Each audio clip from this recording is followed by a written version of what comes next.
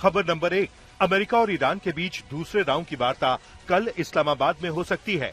इस्लामाबाद में वार्ता के लिए तैयारियां पूरी हैं। युद्ध विराम के विस्तार के बाद अमेरिकी राष्ट्रपति को उम्मीद है कि शुक्रवार तक ईरान से अच्छी खबर आ सकती है।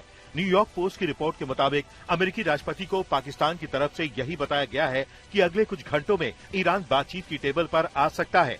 शुक्रवार या शनिवार को अमेरिका और ईरान के बीच दूसरे राउंड की बातचीत संभव है।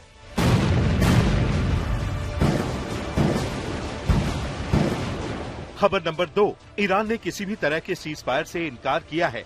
मुख्य वार्ताकार मोहम्मद बाघेर गालिबाफ के मुताबिक सीज फायर तभी संभव है जब नाकेबंदी हटाई जाए। वहीं ईरान के सांसद अली खजारियान के मुताबिक सुप्रीम लीडर मुश्तबा खामिनेई ने अमेरिका के साथ वार्ता को आगे बढ़ाने का विरोध किया है। मुश्तबा ने वार्ताकारों से यही कहा है कि जब तक ईरान के 10 सूत्रीय प्रस्ताव को अमेरिका स्वीकार नहीं करता तब तक आगे की बातचीत नहीं होगी।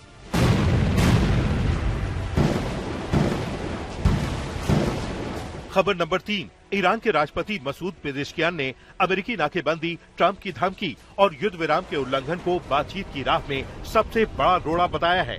पेजेश्कियान ने सोशल मीडिया पर अमेरिका के साथ बातचीत को लेकर कहा कि ईरान ने संवाद और समझौते का स्वागत किया है और ऐसा करना जारी रखेगा, लेकिन अमेरिका बातचीत को लेकर संजीदा नहीं है। अमेरिका की कथनी और करनी में बड़ा फर्क है, लिहाजा ईरान अपनी राष्ट्रीय सुरक्षा और संप्रभुता के साथ कोई समझौता नहीं करेगा।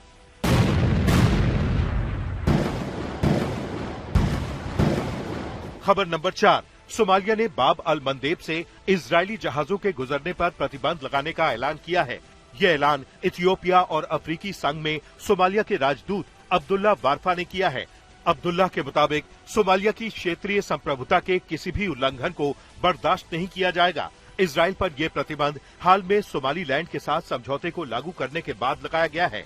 सोमालीलैंड एक ऐसा क्षेत्र है जिसे यूएन ने अंतर्राष्ट्रीय मान्यता नहीं दी है।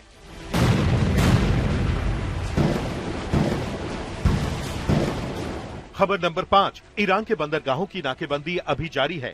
सेंटकॉम की तरफ से ईरान के 31 जहाजों को रोकने का दावा किया गया है। दावे के मुताबिक अमेरिकी सेना ने नाकेबंदी के तहत अब तक ईरान के 31 जहाजों को वापस मोड़ने या बंदरगाह पर लौटने का निर्देश दिया है। ईरान के 31 जहाजों की मूवमेंट को रोक दिया गया। ये कार्रवाई ईरानी बंदरगाहों से जुड़े जहाजों पर प्रतिबंधों को लागू करने की कोशिशों का हिस्सा है। सेंटकॉम की तरफ से कहा गया है कि जब तक अमेरिकी राष्ट्रपति नाकेबंदी हटाने का आदेश नहीं देते तब तक ईरानी बंदरगाहों की नाकेबंदी जारी रहेगी।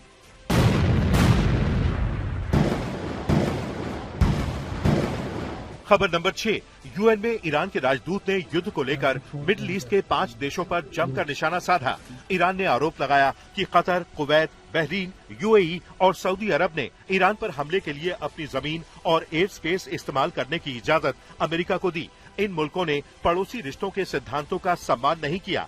ईरान ने मांग की है कि देशों की ये अंतर्राष्ट्रीय जिम्मेदारी है कि वो दूसरों को अपनी धरती का इस्तेमाल किसी तीसरे देश के खिलाफ हमले करने के लिए न करने दें।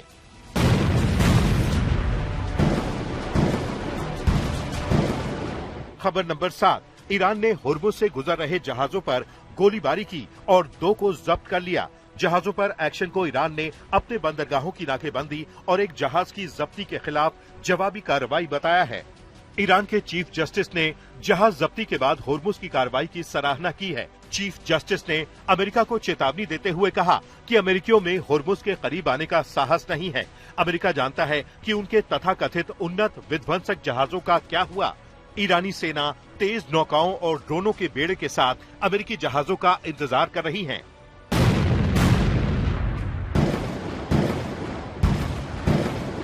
खबर नंबर 8, वॉशिंगटन पोस्ट की रिपोर्ट के अनुसार पेंटागन के अमेरिकी सांसदों के साथ शेयर किए गए एक अनुमान के मुताबिक हुर्मुज से बारूदी सुरंगों को पूरी तरह से हटाने में 6 महीने तक का वक्त लग सकता है।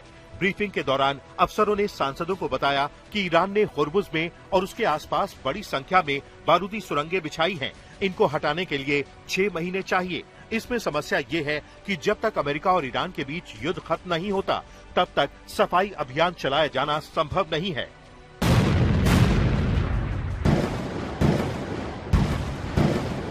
खबर नंबर 9, ईरान आर्मी के ग्राउंड फोर्सेस के कमांडर मेजर जनरल अली जहान शाही ने अमेरिका को चेतावनी देते हुए कहा, अगर अमेरिका ने जमीनी आक्रमण के बारे में सोचा भी तो ईरानी सैनिक पूरी तरह से तैयार हैं। सेना की जमीनी टुकड़ियां जवाबी कार्रवाई के लिए तैनात हैं। जनरल जहान शाही ने कहा, हम दुश्मन को सलाह देते हैं कि वे ईरानी योद्धाओं के मनोबल और युद्ध क्षमताओं का आकलन करने में गलती न करें।